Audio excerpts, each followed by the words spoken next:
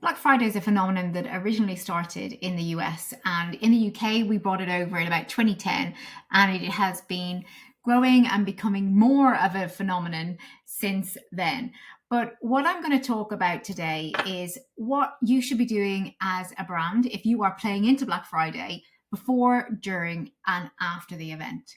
So, first off, I want to say participating in Black Friday may not be right for you. You might not have enough margin or stock, or it may not sit right from a sustainability or a mass consumption point of view. But if you have decided to join the countless brands that will be discounting over Black Friday and Cyber Monday, then here are some tips and tactics that will help you before, during, and after. I've also included a helpful PDF in the show notes that are listing all these tips and tactics, which you can download for free. So you can find those in the show notes, or you can DM me the word Friday on Instagram at the Buyer and Retail Coach, and I will send it to you. If you have decided, though, that you aren't going to be participating and you aren't going to do any offers, then make sure your customers know so that they're not holding off spending with you in anticipation of a juicy discount. Before I get into the checklist, I want to talk to you about some juicy stats, which I love a little bit of data. So in 2023, UK spending over Black Friday weekend amounted to 8.7 billion, with over 50% of that coming from online sales.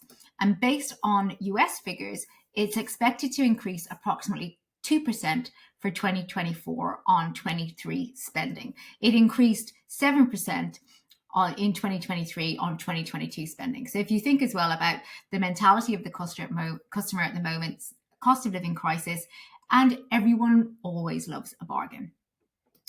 On average, brands discounted up to 33%, with the most popular discounts being, in this order, a straightforward percentage that was discounted on everything. This was the most popular choice, followed by bigger discounts on selected items, and lastly, bundle deals such as buy one, get one free.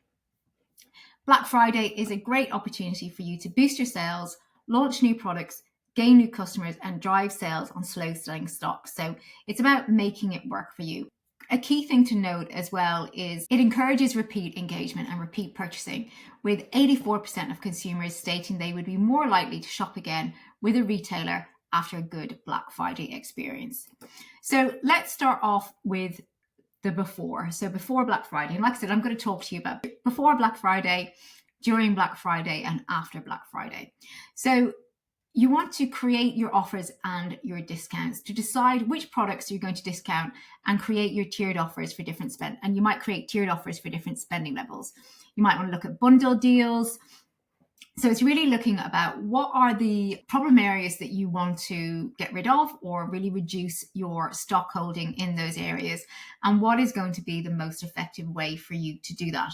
So like I said earlier, as I introduced what we were talking about today, the most popular way from a customer point of view, because it's very easy to understand, is when there is a blanket discount on a site or with a brand. Now, that might not be possible for you, or it might be something that you don't need to do. And you might have one category that is a problem area, or that you're just too heavy in stock, or that you want to discount, or you might have more margin on that you can afford to do more promotions in. So look at your stock levels, look at your sales, and decide what are your discounts going to be. And think about, are you going to offer bundle deals, to increase that average order value? What level of markdown you're going to do? Is it 30%? Is it 40%? Is it 50%? And what categories you're going to do it on? And if you have a turnover target, how many units do you need to sell to reach the turnover target that you have based on your markdown percentages that you are looking at? So define your clear objectives. So what are your KPIs? Like, what's your revenue goal? What's your traffic goal? What's your new customer acquisition goal? So that you've got clear markers as to what success looks like for you. If there are areas that you have high margin on and they're your best sellers, but you want to still include them in your Black Friday, then make sure that you have enough stock that you can meet that demand. You want to look at your website and make sure that it is optimized, that you have products tagged, that you have your banner updated, re-look at that navigation and customer journey to make sure that it is easy to follow and that it flows well. As I said, Black Friday and this whole time is a time where you may have many new people shopping on your site. So make sure that it's really clear and easy to follow, and that whole checkout process is as frictionless and smooth as possible. Create your Black Friday specific landing pages to showcase your deals and have all that and all your graphics done as well. Think about your email marketing campaigns. So you want to start list building as early as you can, and growing your list so that you can target more people over Black Friday and Cyber Monday. You might decide to use ManyChat as your marketing tool to help you do that. You also might decide to offer your VIP customers early access. Black Friday is starting earlier and earlier than that Black Friday time, but you might offer your email list early access to the offer so that they are not disappointed. And think about your welcome flows. A lot of people that are coming during that time, you might have a Black Friday message in that. So just to make sure that if you do update your welcome flows, that you put them back to non-Black Friday messages after. Thinking also about your email list and segmenting customers who've purchased recently, because they may be, depending on your return window, maybe have a look at those who purchased within the last week or 2 weeks, that they are excluded from your campaign emails, so that they're not then potentially getting in touch to ask for a refund because they could have got the product that they bought cheaper. Then also make sure that your abandoned cart emails, your abandoned browse emails are all set up and automated to recover those lost sales. Think about how you're going to use social media to create the urgency, whether it's countdown timers, announcements, thinking about those retargeting ads for people who have previously visited your site or particular products or categories that you're going to offer. Also think about your logistics and your customer service. So what is going to be your return policy during that time? What are your shipping timelines if anything's been extended? Think about your customer support. Are there people that need to be trained up? Are there automated bots that are handling your common queries? So you really want to create kind of a hype and an urgency during this time. So you might have, only a few left messaging going out in your emails, that you're driving those sales. And also that you're offering those that you may also like product along your website. So to increase that, just on your website, look at what pop-ups that you have. Are there additional offer discounts that you want for people who are about to leave without purchasing? What upsells and cross sells can you do to, like I said, increase the average order value? And you really want to keep an eye on your sales and your analytics during this time to make sure that you are making any necessary adjustments to your strategy or to your messaging that is going out, like what's working, what's not working from a messaging point of view, and obviously do more of what's working.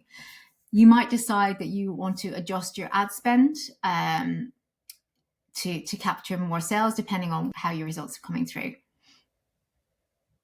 And just making sure that you're really present on social media during that time, because there are going to be a lot of people that are shopping online, wanting to see what you're about as a business, and connecting more with the brand as well. You might decide to share live updates about products that are working really well, like what are your best-selling products at the moment. You also might consider during that time, if you've not done it already, to think about using live shopping as a tool, and that might make you stand out more in the sea of the Black Friday-ness that is going to be going on.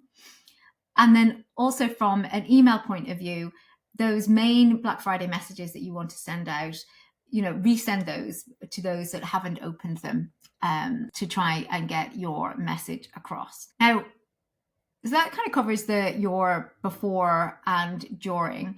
So with the after, think about your thank you emails, your post-purchase emails, asking for feedback. You might ask for reviews and customer feedback to improve future sales events. You also might do something like refer a friend. So if you've had a lot of new customers or new people that have visited the website, can they refer a friend, and you kind of build on that audience that you have.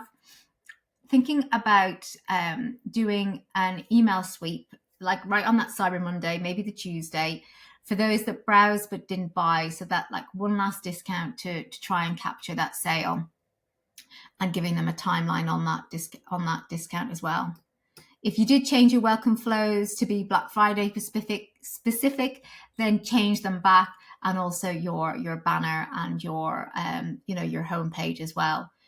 What you want to do is analyze your results during this time, and doing it while it is fresh in your mind. So think about, when did you start talking about Black Friday? What emails did you send? What emails got results? What sales worked? What offers worked best? What were the results based on your returning customers versus new customers?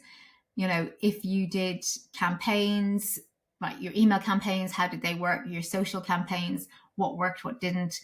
If you're running ads, what worked, what didn't, so that you can refine that for your future strategies and planning in for the next Black Friday. And also for the next kind of sales events as well, kind of understanding what were the promotions that worked the best. And then after that, you're really leading into Christmas and being very much holiday specific and gifting specific. So it's, keeping that momentum going with new customers. And, you might think on your socials then that you might do some more intro emails, giving some more behind the scenes so people know. So if you have gained new followers because of Black Friday and that whole time period, that you're doing more of an intro, and so that people understand what your business is about. We look at those stock levels as well, so that you are making sure that you've got stock of your bestsellers, that you have got the stock where it needs to be and when it needs to be, to make the most out of your then Christmas period that is going to be coming up. So whether Black Friday is for you or not for you, it is definitely an opportunity for you to make more sales, gain new customers, and grow your brand. So hopefully there are some thoughts there for you to think about. I've put this all together on a checklist for you. So DM me the word Friday on Instagram at the Bar and Retail Coach, or just check out the show notes and you will see it linked in there. So good luck with your Black Friday, and I'll be back again next week with another great guest.